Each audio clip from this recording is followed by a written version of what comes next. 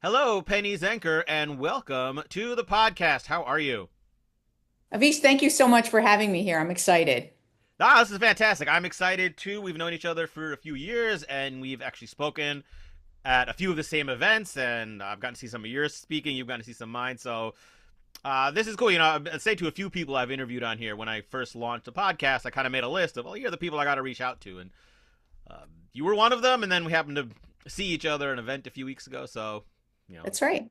it's nice. It's almost like a little reset moment. Instead of me procrastinating, putting it off, I was like, oh, this is part of the strategy. Let me. That's right. Exactly. And then you get to do it now, right? Exactly. So I just mentioned the reset mindset, which obviously, or moment, which is your sort of brand and topic.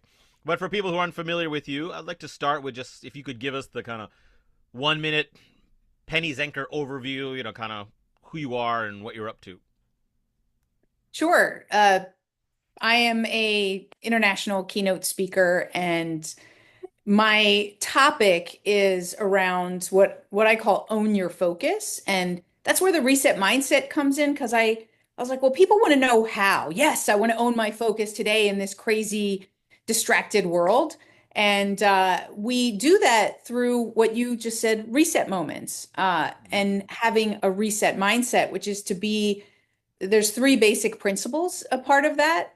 But anyway, maybe I'm getting ahead of myself. I talk about the reset mindset and how to own your focus and how that can be a huge impact, stress reliever, and also spark creativity in a world where we need to be more adaptable and be able to access our creativity and resourcefulness.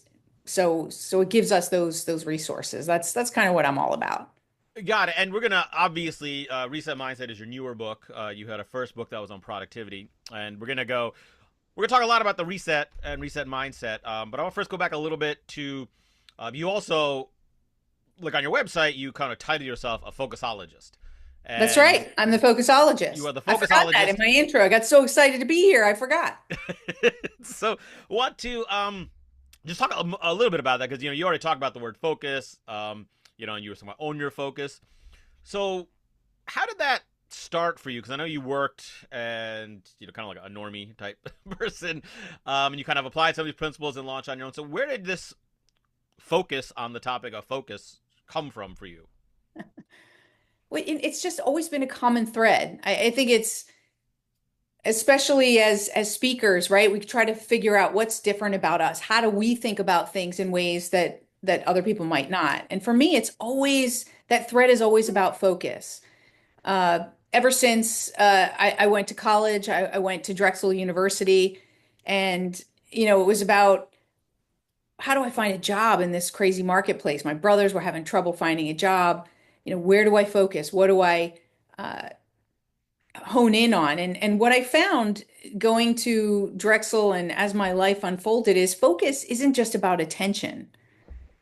Focus Mm-hmm. is about understanding what problem you're solving and then being able to identify the drivers that help you to solve that. And I have a little bit of a focus framework that tells us it's about attention, intention, and then also context of what we're talking about. Mm-hmm. But it's just always been about every time I was coaching executives as a strategic business coach or working my way through life, it was always understanding what's the most important thing right now in this context, but not losing sight of where it is that I'm going, not too narrow focus, right? There's a Mm-hmm. time to zoom in and then there's a time to zoom out. And so that's kind of what I'm all about. And every experience that I've had leads me back to that idea of zooming in and zooming out and being adaptable. That's a key factor for me.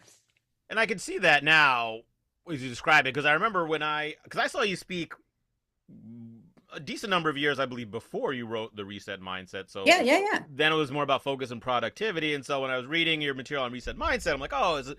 But she's still calling the Focusologist. And but now when you're talking about zooming in, zooming out, and after having read the book, the Reset Mindset, I can see how it all kind of dovetails together because the Reset Mindset is about what you're focusing on, when you're focusing on it, and how are you using your focus. So that's, and I want to get into that. Just got a side note. It's the other thing is especially with the reset mindset as I was reading it, all these little bells were going off in my head about how similar our content is, but different. Like we approach similar things. Like you talk about reset moments, I talk about ding moments. You talk about focus in a lot of ways. I talk about focus on what you can control, let go of the rest, right? And that's one of the things you talk about. So there's a lot of alignment, and so I want to Totally. dig into that with you. So let's kind of the big picture. We've used this phrase reset mindset a few times. So for people who haven't read your book yet, first off, go get the book and read it. But secondly, could you give us the overview? What do you mean by the reset mindset? Sure. And you're so right in that there's a lot of overlap. I see yes and that simple cue and phrase Mm-hmm. as a reset practice. Mm-hmm. Because so within, I'll back up, but then come back to what a reset practice is. So there's a couple of different elements, right? The reset mindset is the overarching meta model.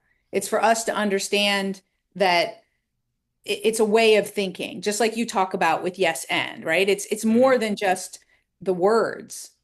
It's when we repeat them over and over again, it becomes a mindset in the way that we look at the world, the way that we interact with the world, which is what a mindset really is.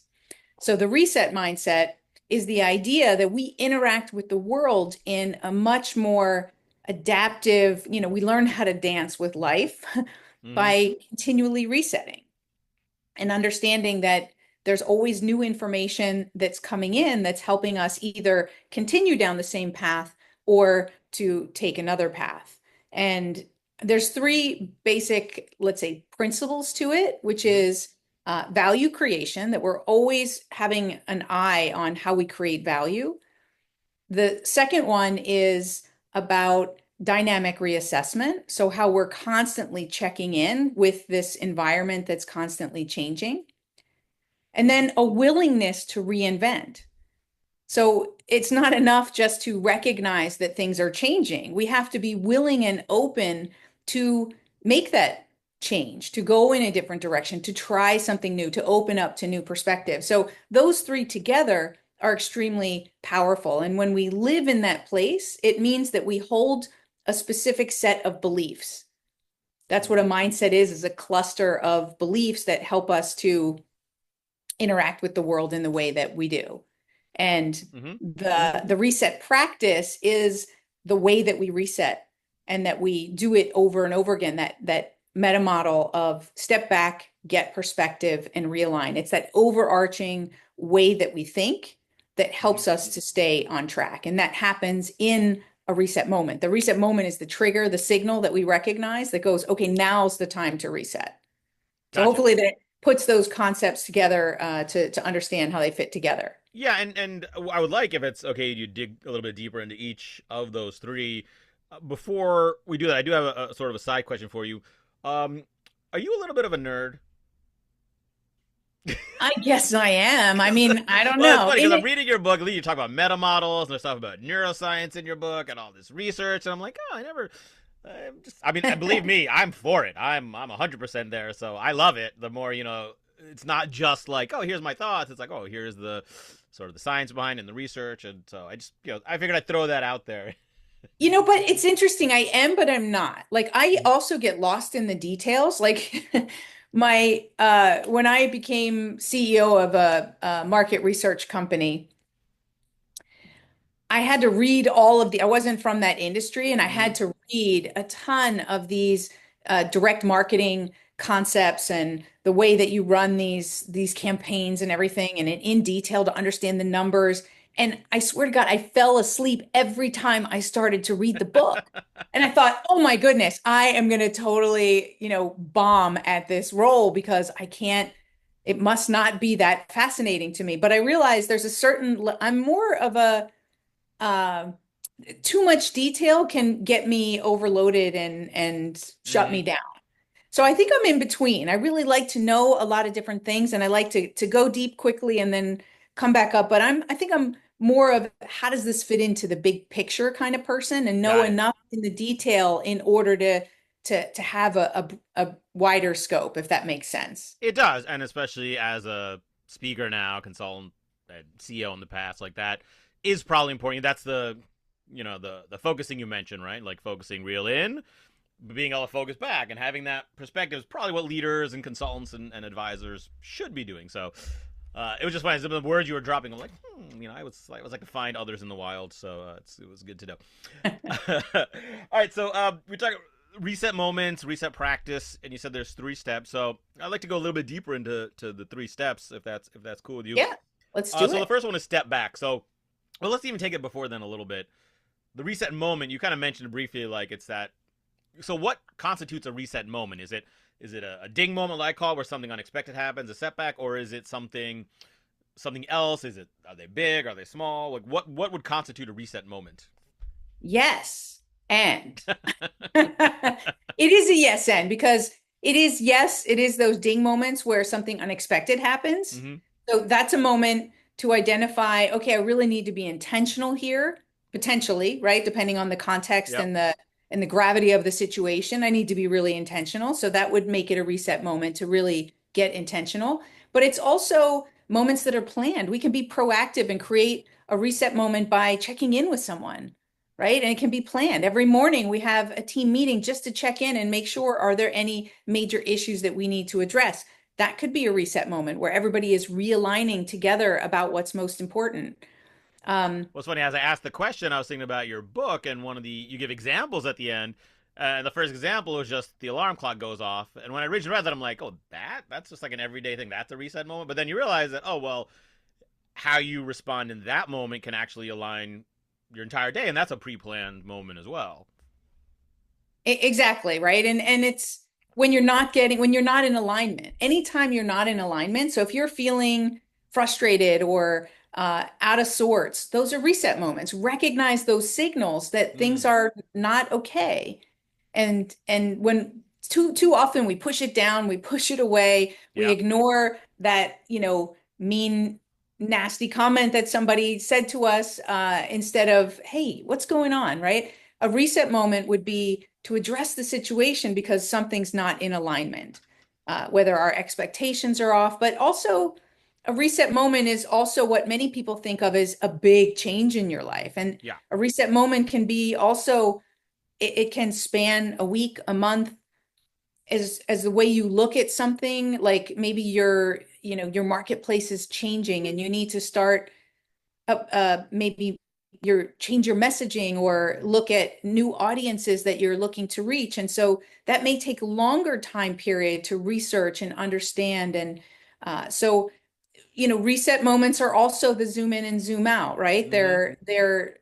But then if it's a bigger one, you're going to have lots of little ones in between. And I know it sounds like it makes it more complex, and it's supposed to actually make the complex much more simple. So it takes it into smaller bites. Got it. And I like something you said there, because since it can be big, it can be small, it can be every day, it can be planned, it can be reactive. But what I love is you said anytime you makes you feel unaligned or out of sorts. And I talk about this that in improv I learned that emotion drives content, which is how you feel kind of directs your creativity, your thoughts, your emotion. And here's the same way. And I think in our society we're so often taught this message, and I would say especially men, but are taught that like feelings don't matter. Like who cares how you feel? Just do the work. But what this is saying is, we'll pay attention to those feelings, because, and you had probably one of my favorite lines, and I think you may have said this in the book, but I definitely heard it in one of your videos, one of your speeches, is when you're dealing with change, you're trying to solve an emotional reaction with a logical solution, which doesn't work. And I love It that because doesn't. I talk about something similar, like we use logic, forgetting that people aren't creatures of logic, we're creatures of emotion. And to me, this kind of fits right in. It's like, how do you feel in the moment? Don't tamp it down, don't ignore it, but pay attention, because that could be you saying, oh, I need a reset moment right now. And leaders need to drive those reset moments for people, right? If you have to recognize that change is often met, if not always met, with emotion first. Mm-hmm. And if you learn to address that first, then you'll be able to meet people where they're at and then help them into the logical solutions, which might be the next step, but you have to deal with the emotion first. And, Mm-hmm. that's why we're seeing that 75% of transformations fail. Yeah. And that's because of resistance. It's not because there's a bad strategy or, there's not enough resources. Very often, those aren't the reason it fails. The reason it fails is because there is resistance, and that is the emotional piece of it that isn't being dealt with. Yeah, and so one of the ways to deal with that is through these the reset practice. So let's go a little bit into that then. So the first step is to step back. So what does that look like in practice? It's one thing to say, okay, just step back. So how does a person step back when they realize they're in a reset moment? So first is to recognize the moment that Sure. here's a moment I need to be more intentional. And just in that, right, it's having you step back because you're looking for greater awareness. Mm-hmm. And so the aspect of stepping back isn't, a lot of people, they talk about the power in the pause, right? Mm-hmm. This isn't a pause because stepping back is still active. Hmm. It's not a complete silence. It's a stepping back, meaning I'm going to step away from the emotion. I'm going to see if I can view this more objectively, that I can really look at the facts of what's happening.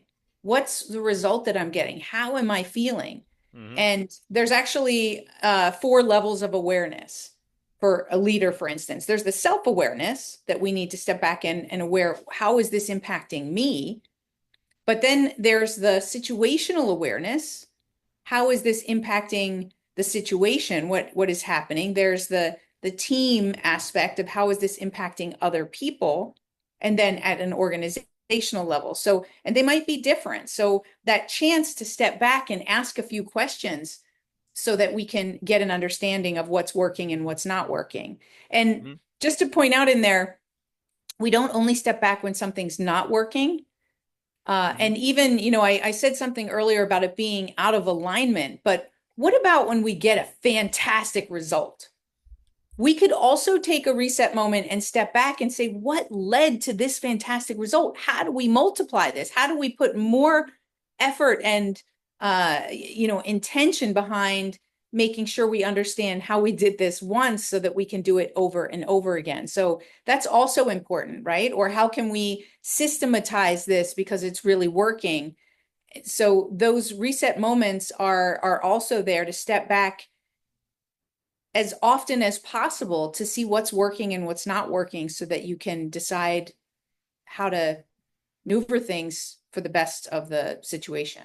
That is a great reminder because, yeah, it is easy just to ignore the positives and be like, oh, well, let's just keep going, but to step back because then you can multiply and amplify. And you said this is, as a leader, but for people maybe who aren't in leadership positions, they can still use some of these 4 levels just on their own day to day to kind of help themselves reset, correct?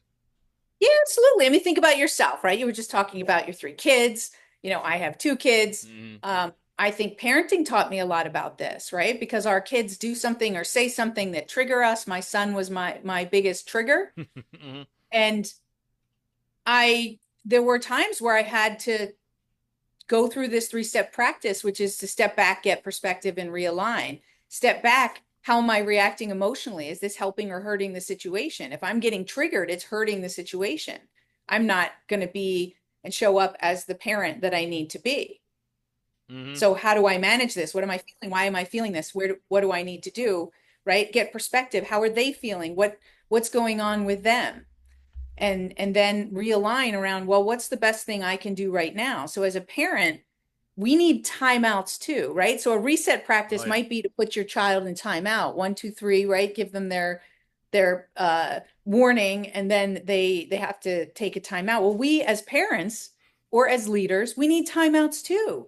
And that timeout is exactly to let us step back away from it, let it cool down for a second, get Mm-hmm. some better perspective on what's really happening so that we can, make a better decision and a better choice. So even though we're pulling out, let's say, the step back piece, they're all kind of hand in hand. It's just breaking down those steps, but they work together very often. When we step back, we're already going into step 2, which is to get a broader perspective. Right. So let's go into that then. Let's go into get perspective. And before we get jump into more tactics, I had a question for you. So from your book, you start out with a story about Jaws, which actually I also tell a very similar story about Jaws, depending on the topic I'm going in. Now, I do that because Jaws is arguably my favorite movie of all time. I'm curious, did you have the Jaws story because it sort of fits the story, or are you a huge Jaws fan as well? Just because it fits the story. I just wanted to show Gotcha. that, well, you're talking about it from the same perspective. Unexpected things happen, Mm-hmm. and those unexpected things can, I don't know if you want to share the story, because people on here may not know what the story is. Oh So, yeah, feel free. It's when they were filming the movie Jaws, the machinery that created that was the shark totally disintegrated. mm-hmm. And and so they freaked out, like, what are we going to do? We don't have the main feature of this movie. We don't have a shark anymore. And but they found a way around it, right? It made them get creative. Oh my goodness, what do we do? They're not going to give up. So they were able to create much more suspense. And I'm not a huge Jaws fan. Like I said, I don't even know a lot of the details of the movie. I like what happened there, made them think about it. And then it was the dun dun dun Yeah. dun. And it added so much suspense that it made it scarier and it made it, right? So Yeah, the end they product ended up being much better than what was originally planned because that exactly. because they adapted to the challenge instead of just giving up or pushing through. Exactly. And I believe, and that's what's in the book, is that these reset moments, when we recognize them as such, right, change can be, and these unexpected events can be a huge catalyst for innovation. And that very often we do see those types of results, is that people get more creative. When we cut off the way that it was working before, now we can't fall back on it. It's gone. Mm-hmm. Now what are we going to do? And what else could we look at? And what else? That's one of the Yeah, I was gonna the say you had two questions. questions you can ask because the one next question would be how do you get perspective or get a new perspective. So you've got two questions you kind of recommend. One of which you just said. Yeah, so it can be as simple as that. Well, what else could we do? What else could we do? Or how else could we do this? And how else could we do this? I think it's just in any question that you ask yourself over and over again will just go deeper. It's like Toyota's five whys, Mm-hmm. right? Why is this happening?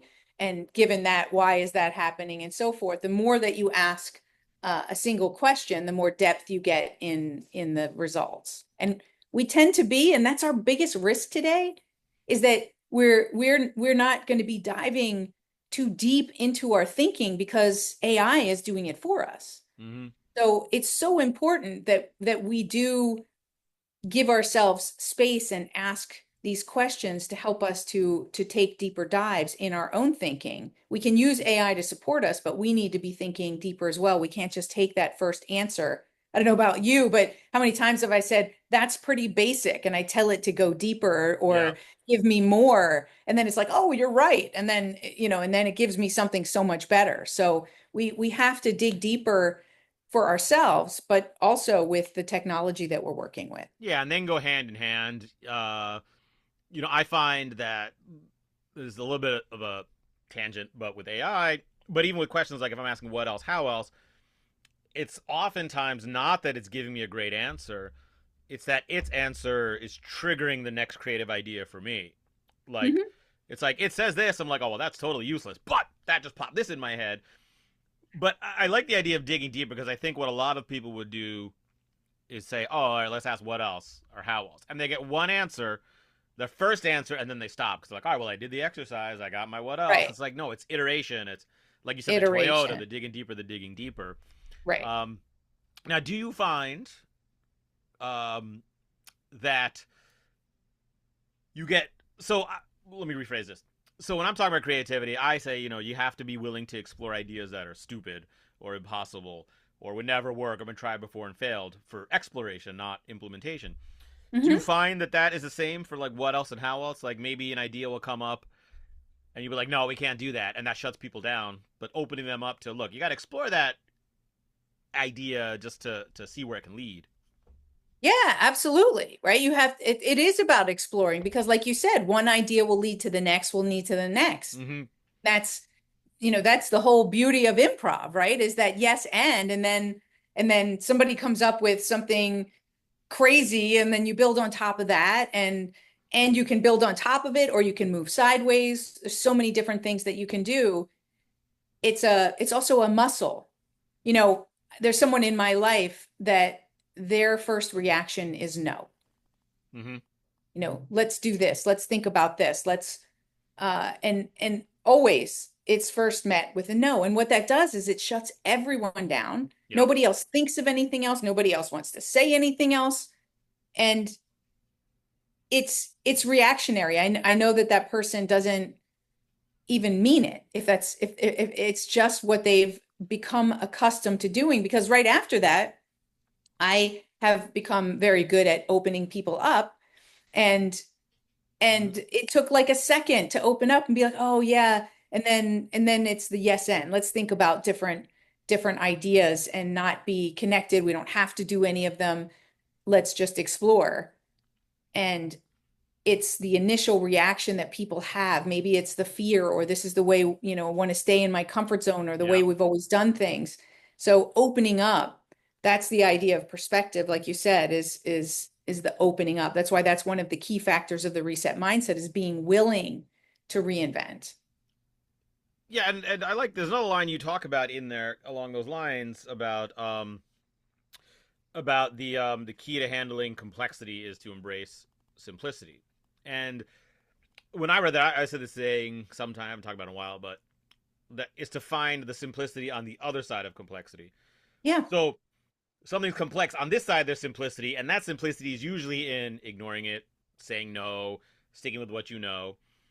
And then you go through this complexity, and then the other side, you're like, oh, now I'm like, oh, now things are simple again because I've pushed through that. And I feel like this default mindset of like just saying no is often because they just see the complexity and shut down, not realizing that, oh, a little bit of exploration, you can kind of reset to a new reset. You can reset to a new level of simplicity, but you have to be willing to be a little uncomfortable and get out of your comfort zone, and then it's amazing what can open up. But so many people just don't want to take that first step because it's overwhelming, and we're in an overstimulated, overworked society, anyways, right now.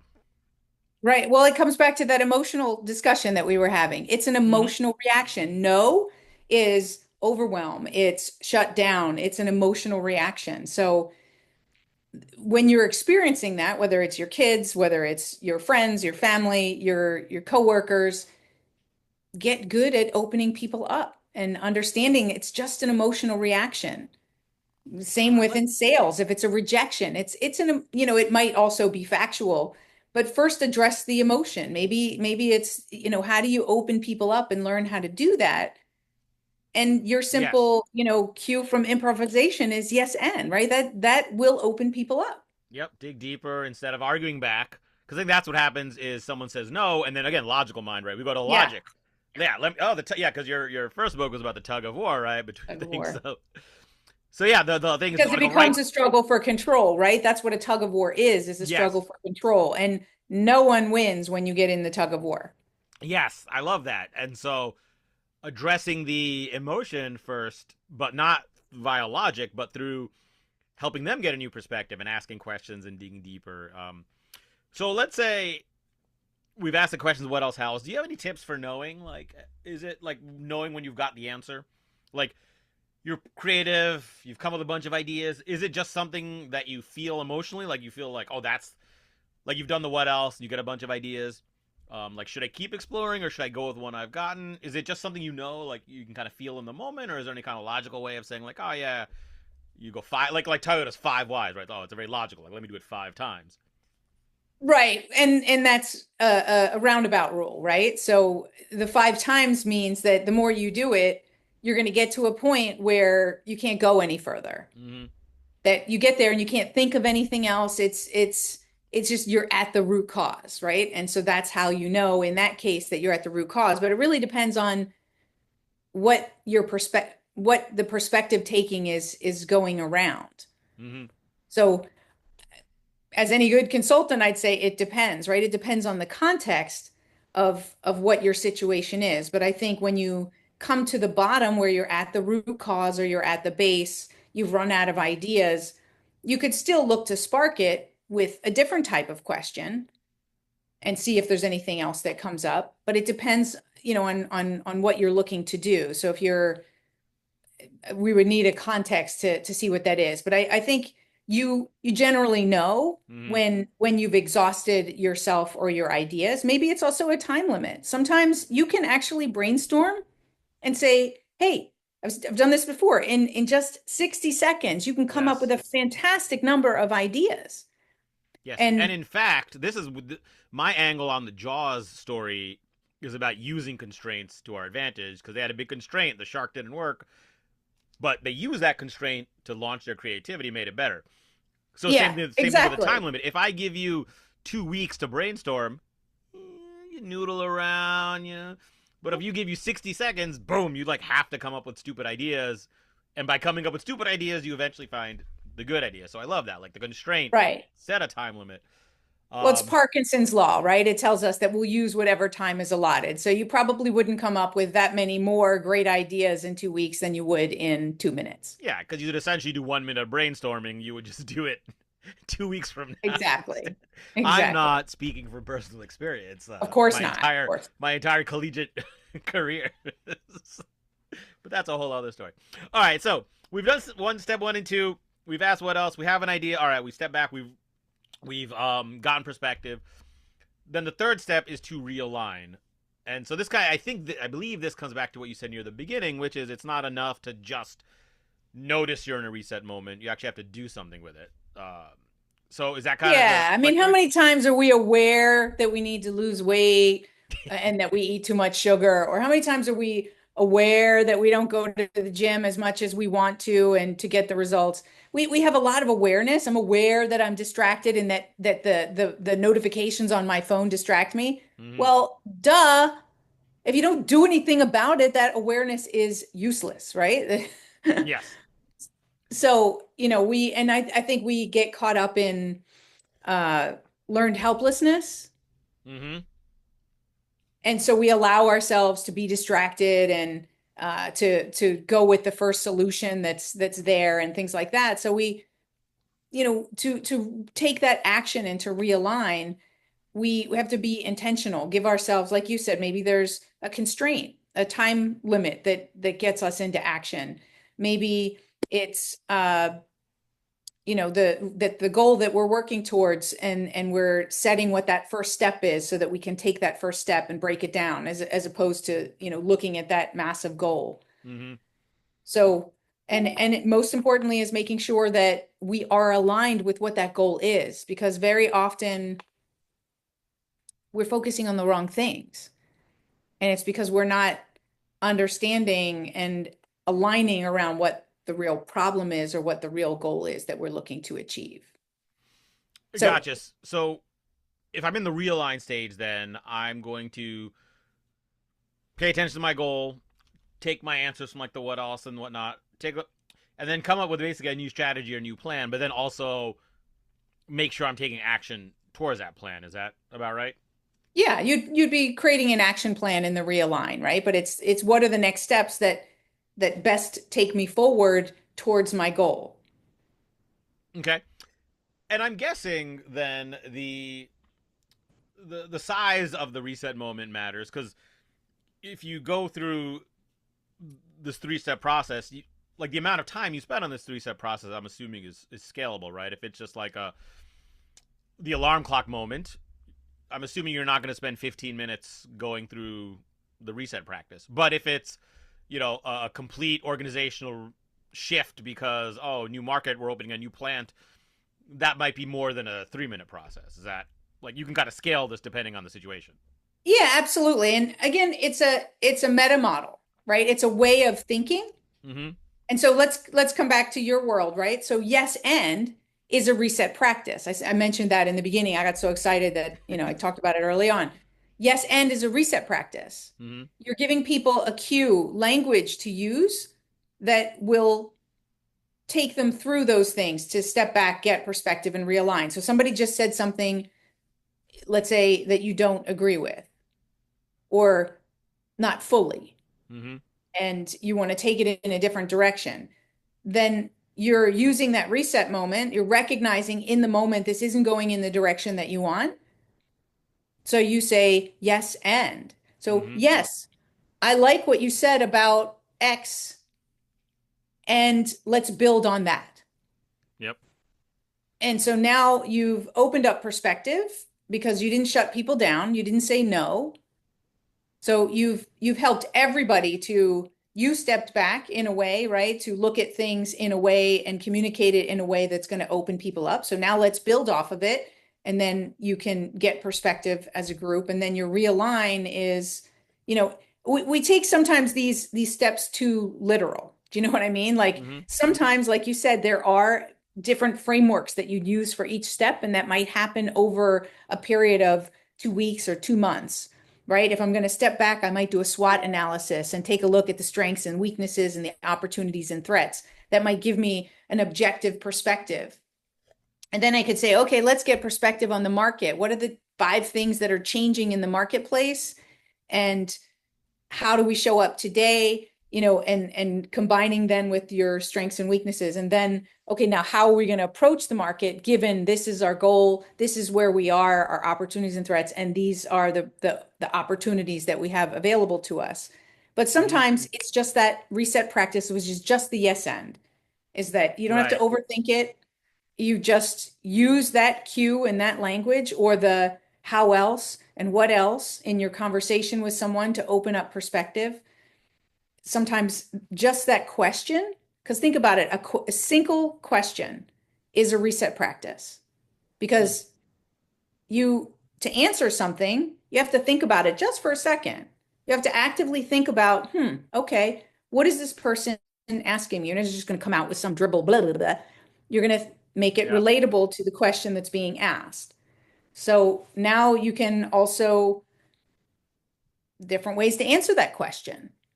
And it may happen in a split second in your head, but it does make you go through these processes, to think things through just a little bit more, to dig a little deeper, to guide it in a specific direction.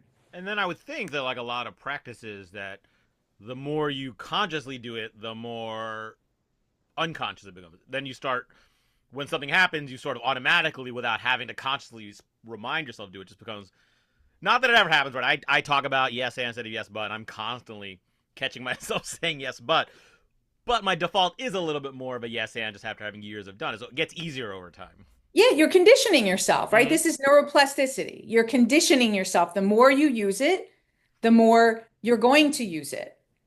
So you're Yes. rewiring your brain. If your natural thing is to say no or yes, but it's going to take some time. You've spent years speaking in that way and refuting something in the same way. So to change your thought process and the way that you think, it takes time. But yes, the more that More time. you repeat it, the more that that just becomes your default in how you think about things. And I can't help it. Like that's the way I approach most things because that's been conditioned over the years. Yeah, and that And that that is sort of like the simplicity, right? It's like now it's just simple. Now you just. exactly, exactly. And they are simple steps, but also we need to remember that if we're not conscious and paying attention, we can have really good habits and practices that get overwritten by poor habits and Mm, practices that you're seeing and experiencing around you. So, simple example of how that can happen. So, I'm an English speaker born in the United States, so I speak English here.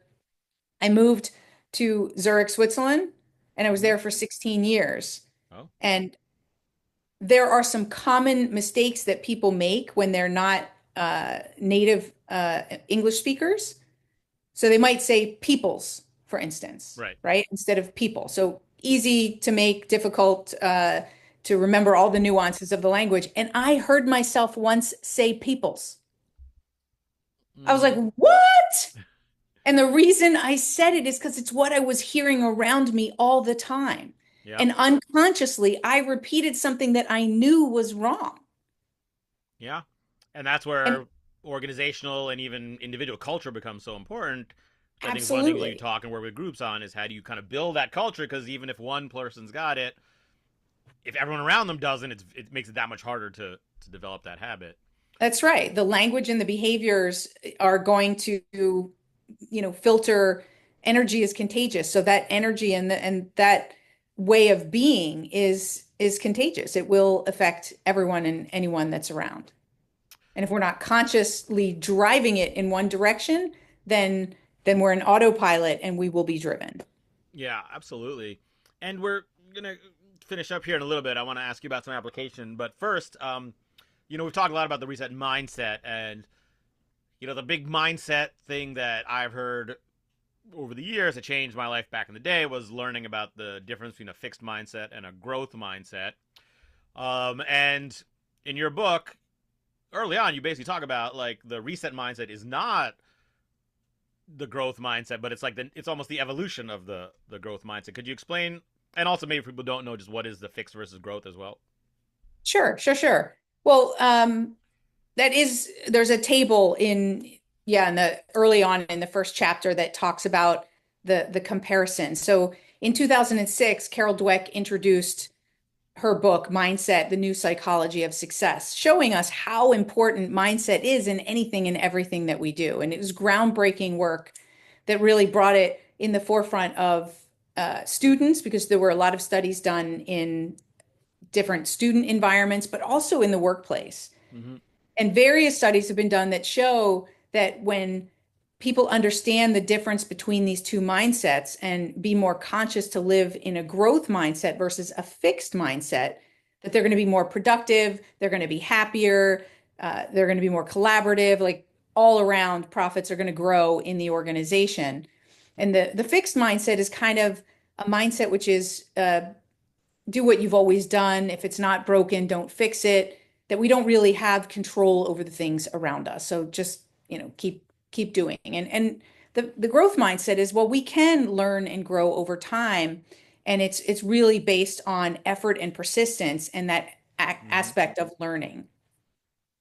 And we can also, even though you can flip back and forth as well. So, there's Okay. not, it's not a right and wrong. It's just recognizing where you are, because we can also, companies like Nokia that were in the top of their game in the mobile market, they got into a protectionism mode. So they were in a growth mindset, really developing that market, but then they slipped into a fixed mindset where they didn't want to, lose their market share, and that protectionism put them into kind of a fixed mindset. And Mm-hmm. then the market that they created kind of passed them by, which is really sad. So it can happen if we're not paying attention and we're not really aware. And so that's where the reset mindset is the next generation of the growth mindset. So it's the ultimate yes and that we're talking about. Mm-hmm. So not negating the growth mindset and moving people in that direction is absolutely key. But in 2006, we didn't have the level of change that we have today. We could That's afford to learn over time, but today it can't be about effort and persistence, because that's what's burning people out. We need to be more adaptable and accelerate our learning so that we can adapt and adjust much more quickly in real time, as much as possible. And so it's just the underlying factors that have changed because the market has changed. So in essence, we're just building on top of the growth mindset, and it's the next generation that keeps us learning and growing faster. And that's the element of the dynamic reassessment, is constantly checking in. And then if we get stuck in a growth in a fixed mindset, it's only for a short time, right. So because you we can catch reset ourselves and yourself. go, Mm-hmm. whoa, Yeah. you know. Yeah. All right. I love that. How it's kind of the progression there is great. So we're kind of coming close to the end here, and I just want to give, so for people listening, uh, obviously they should get your book. Is the first step, but the next step after that, if someone wants to get started with developing a reset practice, how would you recommend they? And I would say in two areas. One is if they are a leader, and two is more just like an individual. Like, what are the best kind of first steps towards getting started developing a reset mindset and starting a reset practice? Sure. Now, I would say most people, they're already doing some reset practices in some shape or form. Mm-hmm. So the first thing would be to recognize where you're already doing it and make the most of it. Amplify it so that it's doing more for you. So where are you? Maybe you have a song that you use that helps you get in a good mood, or you have a Mm-hmm. morning routine how could you take that morning routine and also do it a little bit at lunch and create a lunch routine so that you can change the energy for the second half of the day?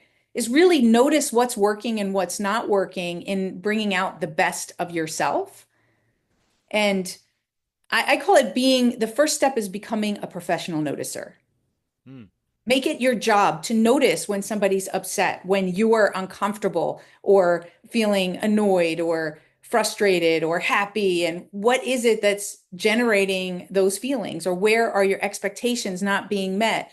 Just notice and then notice what you do with it. That's the first step. Love it. And it's so simple. Anyone can do it. You're not going on like you. It's just pay attention and notice, and love it. All right, we're gonna finish up. I got one more question for you. Before I get to that, I want to just give you a chance, for people who want to get your book, want to learn more about you, or maybe they have an organization. They're like, oh, we want to bring the reset mindset to my people or my conference. What are the best ways to people to connect with you and learn more about you? Yeah, thank you. I appreciate it. So they can go to pennysKeynote.com. So PENNYS keynote.com. Mm-hmm. And there they can find access to my podcast, Time to Reset. I also have a newsletter on Substack. There'll be links there, and they can watch videos, connect with me on YouTube and LinkedIn and all those places. But the website's probably the best place to go. Perfect. So pennysKeynote.com. Go to that. Connect, get the book, watch the videos. You've got a TEDx talk as well, and a lot of great. I was on your website. You got a lot of clips from stuff. So a lot of great info. Get on the email list. Fantastic. All right, I got to finish up with one kind of final quick question, and this is how I try to end all these episodes. So I talk about this idea of saying yes and instead of yes but, and one of the reasons I do that is I honestly believe the world would be a better place if everyone just started with a default mindset of yes and.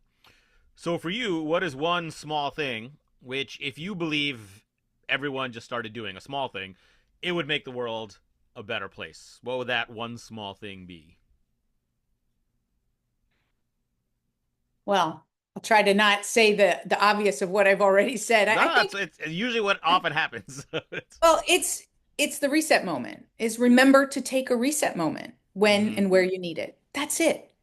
But let's make it even more simple. Like I'm going to breath school right now, so learning the different ways to use your breath to take that reset moment. Oh. And I didn't know there's like a lot to it. Like if you hold your breath when it's in, that puts you into one state. If you let all the air out and you hold it in that state, that generates something else in your body. So, maybe it's just, just if you the way to stimulate the vagus nerve, I'm learning, which is basically they call it the chill button for the body, Uh-huh. that connects your body and your brain, is to breathe out longer than you breathe in, like a sigh. So if we just took a reset moment at the maybe the top of every hour to take a little sigh when you go to the bathroom or you take a drink, that could make all the difference in just relieving the stress that we have in our body. And then we would approach the day in a completely different way. It's helping for me. I love it. That is a perfect answer, and it's totally fine that it aligns with everything else we've talked about. It's nothing wrong with that. All right, well, that's fantastic. Great information. So check out Penny's website, get her book, read her stuff, reach out to her. Penny, thank you very much for being on. This was fantastic, and I look forward to chatting with you again soon. Awesome. Thank you so much.